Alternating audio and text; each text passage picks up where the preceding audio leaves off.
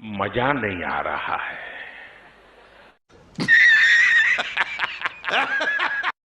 पहली बार वो कह रहे हैं कि भाई मजा आया, और मैं ये जो मजा है हिंदुस्तान के हर व्यक्ति को देना चाहता हूं। तो रुको जरा, सबर करो, अभी मजा आएगा ना भिड़ो।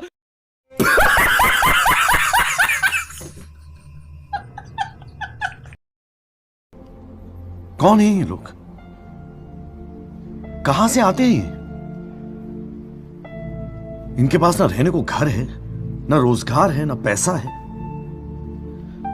फिर क्यों चले आते हैं हमारे? मारो मुझे, मारो मारो मुझे, मारो मारो। नहीं ये मजाक हो रहा है, एक सेकंड यार, मजाक हो रहा है। नहीं ये हम यहाँ पे क्या करने हैं? मार साले का खोपड़ी तोड़ साले का।